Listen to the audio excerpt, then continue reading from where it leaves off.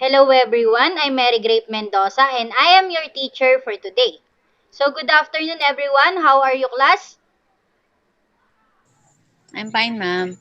Okay, thank you so much. Seems you are fine So, before we start, who wants to lead the prayer?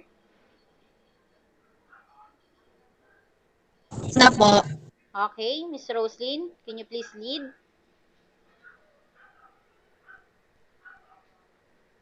Sige po. Born and live in the presence of the Lord, Father, Son, and Holy Spirit. Our Father, who art in heaven, holy be your name. Your kingdom come, your will be done on earth as it is in heaven. Give us this day our daily bread and forgive us our sins as we forgive the sins against us. Do not bring us into temptation, but deliver us from evil. Amen. Father, Son, and Holy Spirit. Amen. Okay, thank you so much. Next po. Next po. Okay, for our classroom rules, first is be on time. Second, listen attentively. Third, always turn on your camera. Fourth, mute your microphone while I am discussing. And for the last, unmute your mic if you have questions or you have to answer. Are we clear, class?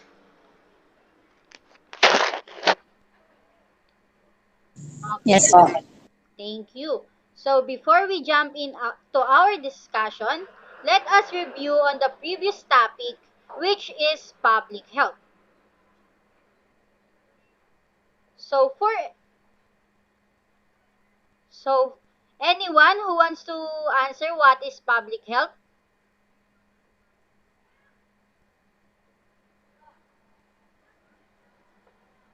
Okay, Mr. Pransa, what is public health for you?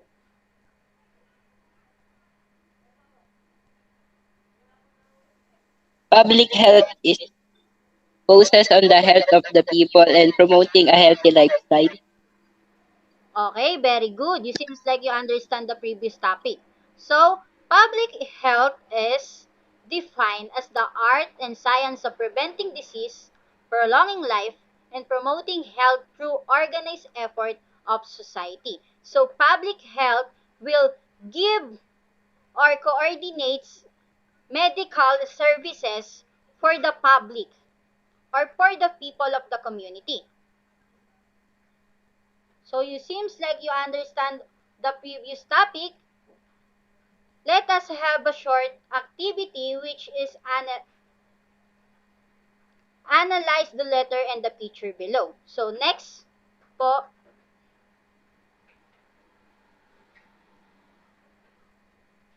So for the instruction of the activity, analyze the jumbled letter and the picture below. For number 1, okay, next po. So what do you think is in the picture or the jumbled letter, class?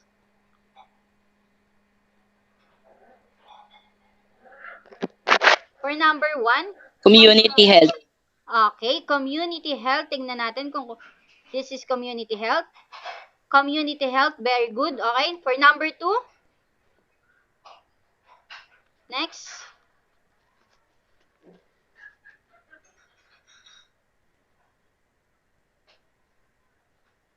So what do you think, class, is in the picture?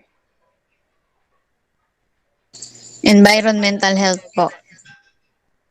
So let us know if the answer is correct. Environmental health, very good, Roslyn. Next is, what do you think is the answer? Global warming po.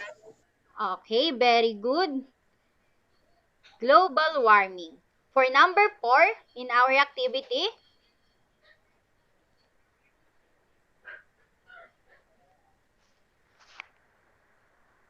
what do you think the answer for number 4? Anyone? Population growth. Population growth. Let us see. Okay, very good. Population growth. And for the last activity, number 5. What do you think is the answer?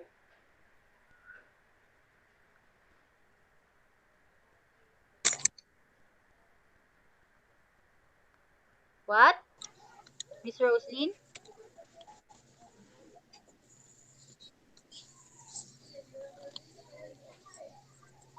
Ano daw? Healthcare services. Okay, very good. Thank you. So, based on our activity class, what is the lesson for today? What do you think is the lesson for today?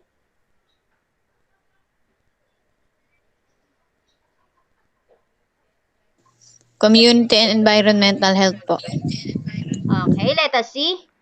Community and environmental health. That is correct. So, let us proceed for our learning objectives. Next.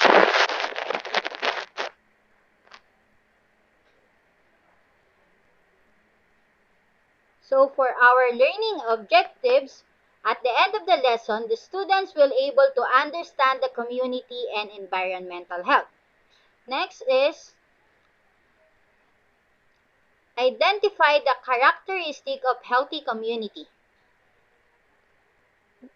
And for the last is address the environmental health problem. So let us proceed on community health. First is what is community? So community is defined as a sociological group in a large place sharing one environment. And it includes individual and family. So community, it is consists of a large people with a common goal, with a common territorial base, those who have some or share interest to each other. This is this is also shared with government, culture, and heritage. So that is community. Next is what is community health? Can you please read, Mr. Pianza, what is community health?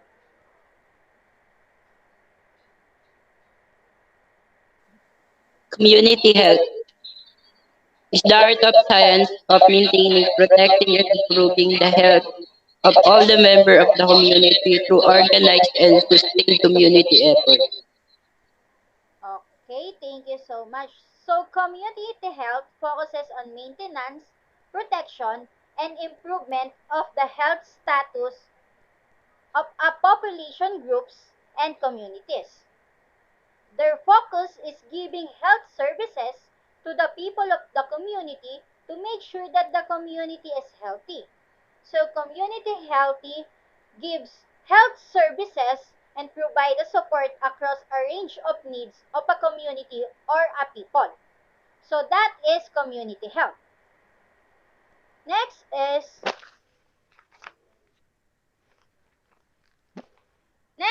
of course when we say community health, there's a characteristic of a healthy community. And here are the characteristic of healthy community. First is a clean and safe physical environment. So, of course, when we say the community is healthy, it should be clean and safe. So, the environment is healthy through the air they breathe, the water, and then they drink in houses that they live. So, we need to know or we need to know the characteristic of community is clean and safe. So, that will be the clean, safe physical environment. Next is for number two, an environment that meets everyone's basic needs. So, of course, when we say healthy community, it should be meets everyone's basic needs. Like, so in short, the people in the community meets the demand of the people. So, for the number three characteristic, an environmental that promotes social harmony and actively involves everyone. So, to the people in the community, we need unity and involvement of each and everyone for the promotion of healthy community. So to make a healthy community, we have the involvement of each other to make good in the community. So next is for number 4.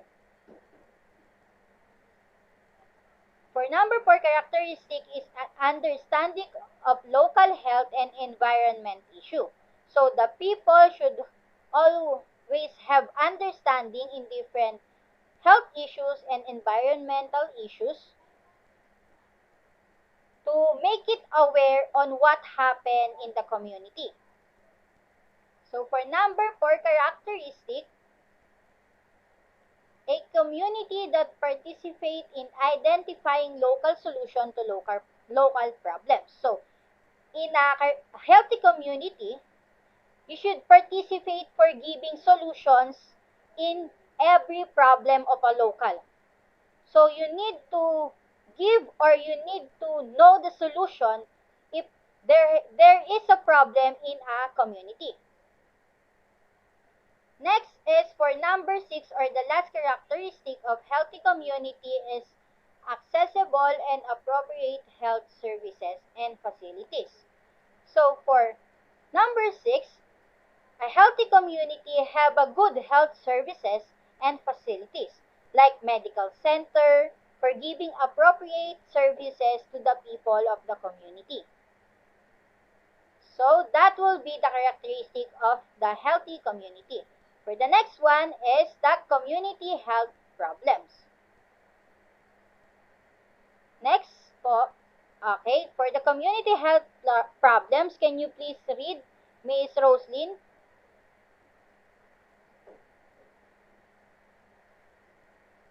Can you Pala. Community health problems. Number 1, peace and order. Number 2, disease control. Number 4, water supply. 4, human disposal. 5, food sanitation. And 6, drug abuse prevention and control in the community. Okay, that will be the community health problem. For first is peace and order. Of course, in the community, there will be a problem if they cannot maintain peace and order inside the community. For number 2 is disease control. Disease control, it also be a problem if the disease in the community cannot be controlled. So if the people in the community had disease or sick, that will be the problem. For number 3 is water supply. Water supply is one of the problem when the community is lack of water resources. So there will be a problem if there lack of water supply to give the needs of the people in the community. For next one is human disposal. So human disposal is like a human waste on how to dispose it in a right thing or in a right disposal. Next is for number 5 is food sanitation. So for food sanitation, this is all about the cleanliness of food. Of course, when the food is dirty, there will be a tendency that we got sick or we got sick the people in the community. So for number 6, drug abuse prevention and control in the community. So this is one of the problems of the community if the people in the community who uses or abuses drugs and who can prevent it. So that will be the community health problems.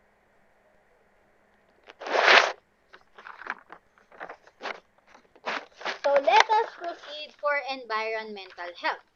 First is what is environmental health? So next, what is environmental health? Can you please read, Mr. Pianza, what is environmental health?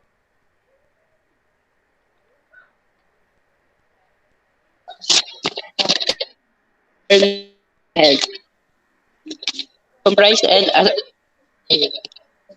comprise the aspect of human health and by health can be biological, social, Okay, thank you. So, environmental health, it focuses on the relationship between people and the environment. Environmental health promotes human health and well-being, and it fosters a safe communities. It will determine by physical, chemical, biological, social, and psychosocial factor in surroundings. Like for example, is sa environmental health is clean air, safe drinking, and nutritious food, stable climate, sanitation, and hygiene, and to preserve the nature. That will be the environmental health. For next is,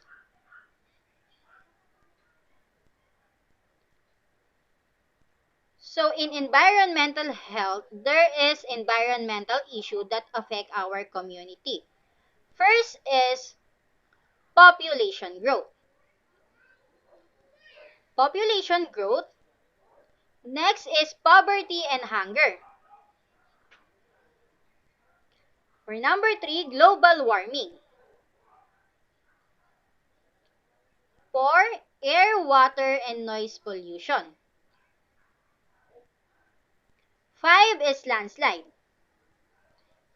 6 is typhoons and 7 is flash flood. So let us go first for population growth.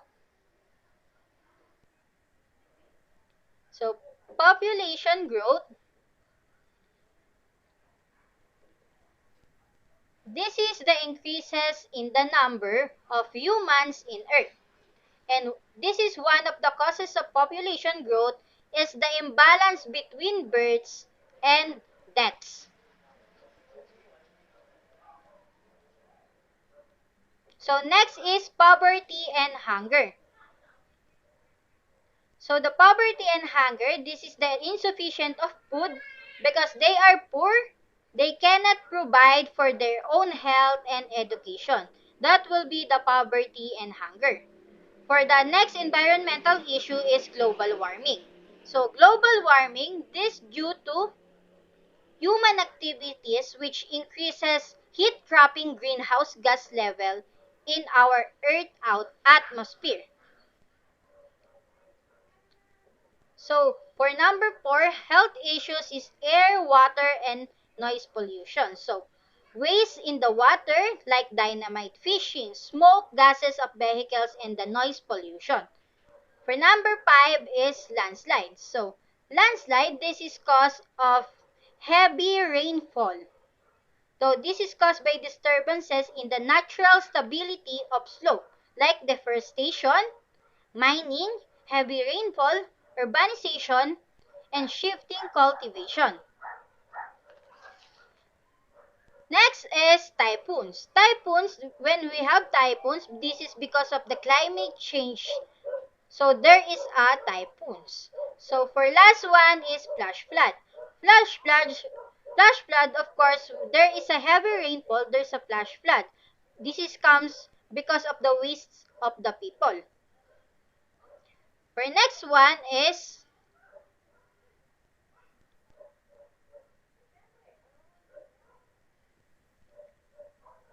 the characteristic of a healthy environment. So can you please read, Miss Roslyn? Characteristic of a healthy environment. A healthy environment is a safe, clean, and peaceful one. People living in a healthy environment feel safe, comfortable, and happy. It does not only provide them with opportunities to live healthily, but also helps them develop their abilities as well as their mental capabilities. Okay, so a characteristic of a healthy environment, this is clean, safe, and peaceful. Always remember that a healthy environment have to clean, safe, and peaceful. So the people in the community is comfortable and happy on their community. Also, there's a healthy environment that helps people to develop their abilities and the mental capabilities of the people. That will be the characteristic of a healthy environment. For next one,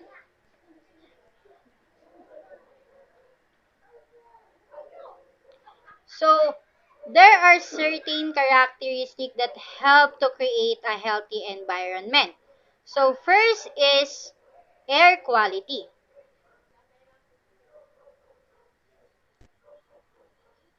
Can you please read what is air quality, Miss Roslyn?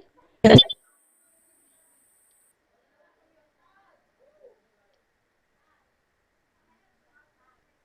Miss Roslyn, can you please read? Ako na lang po, ma'am. Okay, sige, sige.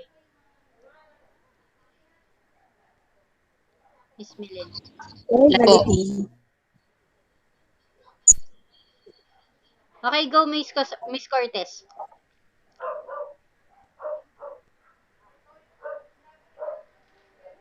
Ma'am. Okay. Quality, air pollution is one of the most significant environmental risks to health. Ambient outdoor air pollution in cities or rural areas was estimated to cost 4.2 million premature deaths worldwide until addressing all the respiratory and communicable disease in air pollution is to key to protecting public health. While it's easy to think that air quality is well beyond the control of an individual, one can do seemingly small things that can make significant impact in everyday life. By reducing air pollution levels, countries can reduce the burden of disease from stroke, heart disease, lung cancer, and chronic and acute respiratory disease, including asthma, bronchitis, etc. Okay, thank you. So, air quality had benefits on the people in the community or in the environment. Like by reducing air pollution levels, countries can reduce the burden of disease from stroke, heart disease, lung cancer, and chronic and acute respiratory disease, including asthma and bronchitis. So, air quality, when the air is clean, there is a benefit of the people in the community and it will lessen disease. So, it became healthy on the community because of the clean or air quality of air. So, that will be the air quality. Next is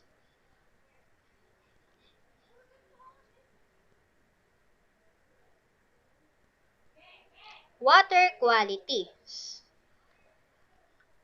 So, can you please read, Miss Roslyn?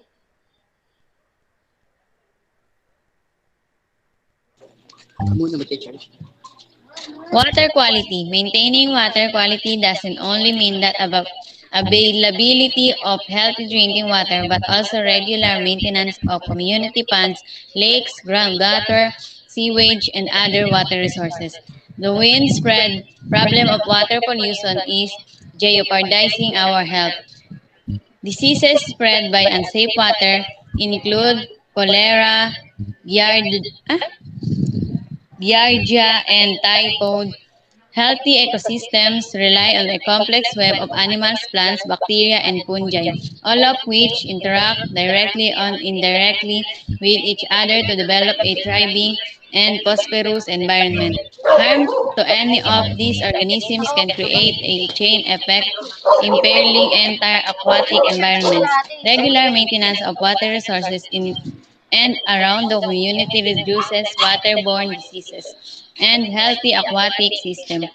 This leads to a safer and healthier environment for people and wildlife alike. Okay, thank you so much, Miss Roslyn. So, water quality, it had benefit for others, like regular maintenance of water resources in around the community reduces waterborne disease and a healthy aquatic system. So, water quality, this is for maintaining the produces of water in the community, like giving a regular maintenance of water sources in and around community. that reduces waterborne disease and a healthy aquatic diseases. So it may lead to a safer and a healthy environment when we have enough water supply for the people. That will be the water quality. Next is soil quality. For soil quality, can you please read, Mr. Pianza, what is soil quality?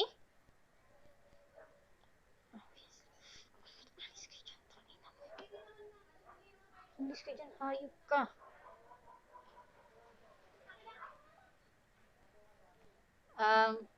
Mr. Pianza?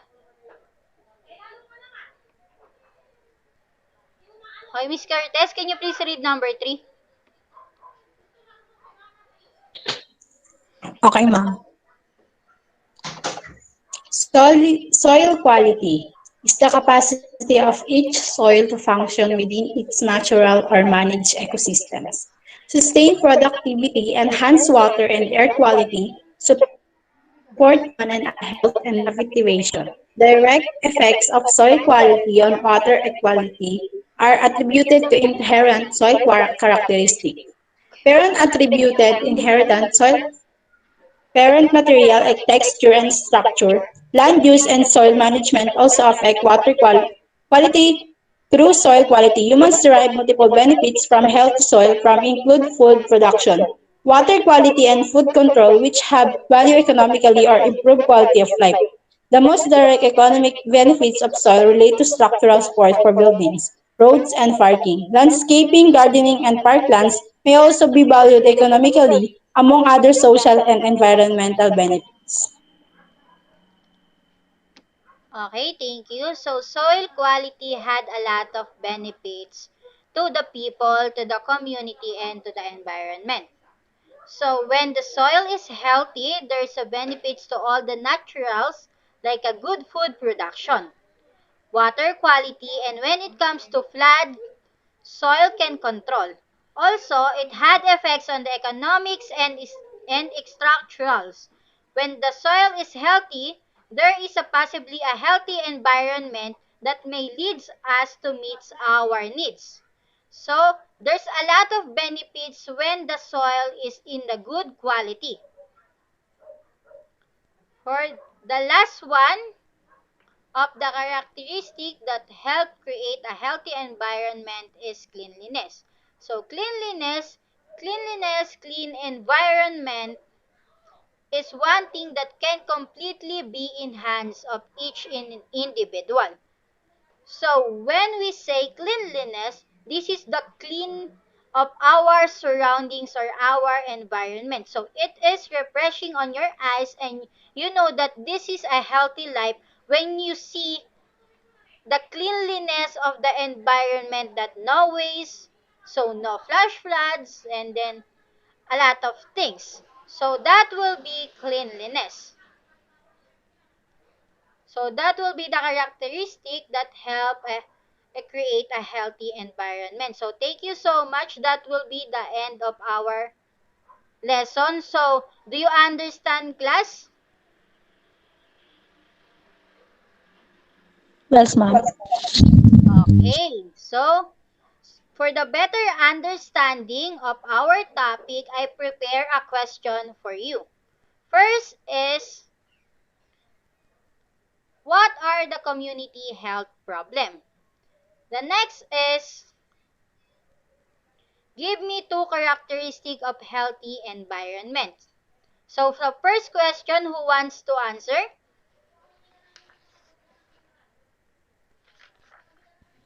Ako na lang po, ma'am. Okay, Miss Roslyn, what is the answer? Number one po, peace and order po. Okay.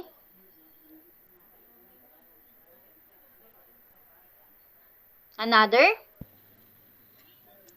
Number is control, water supply, disposal, food sanitation, and drug abuse prevention and control in the community.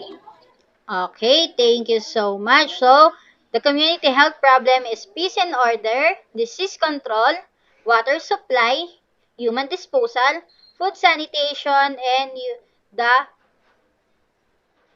community people who use drugs.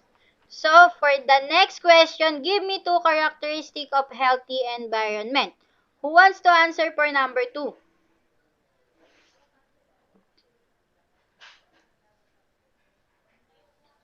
Ako, ma'am. Okay, Mr. Pianza? What? Water quality.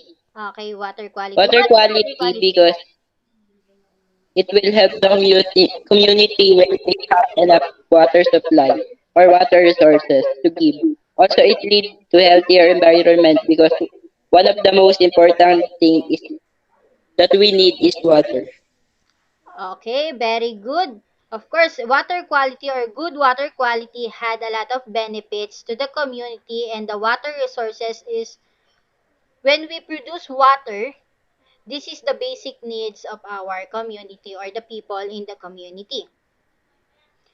Next characteristic, another characteristic, who wants to answer? Opo, ma'am. Okay, Miss Roslyn. Soil quality po. Okay, what is soil quality? Had a lot of benefits to all natural like giving a good food production, flood control, and it may possibly lead us to meet our needs.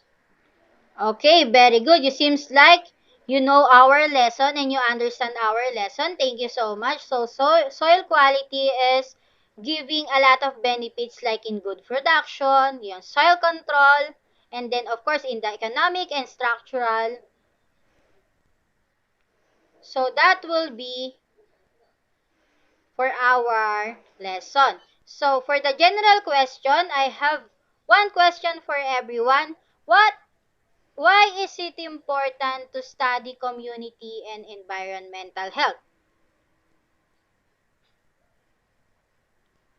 What do you think is the importance of studying community and environmental health? Mr. Pianza,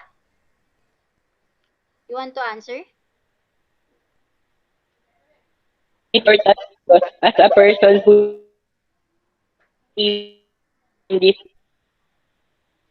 be aware on things that will happen around this. So we have to care on our environment and its people because it's one of the most important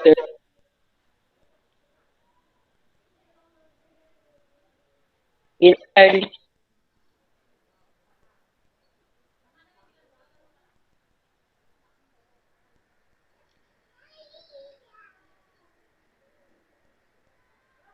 Okay. Thank you so much, Mr. Pianza. I think he lost his connection. So, it is important to understand community and environmental health because we are living in the community and this environment. So there's a lot of benefits in each other, the people and the environment.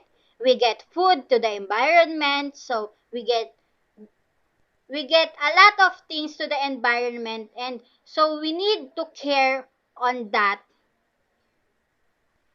to make sure that our environment and community is healthy. So that will be the community and environmental health. So that will be my question. So for our activity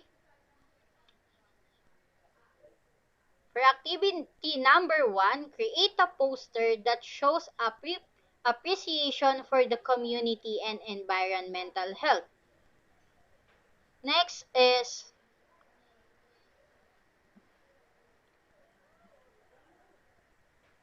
for the instruction, a reminder, draw in a short bond paper, and for number 2 is be creative on what or on you do. So that the activity is intended for 1 week. Next is for the assignment. The assignment is study the lesson all about medical support. Do you understand, class? The activity and the assignment? Yes Yes, po. ma'am. Okay, thank you so much, class, for your cooperations. Next. So that will be the end of our lesson. Thank you, everyone, and God bless. Keep safe, everyone. Thank you so much. Thank you, ma'am.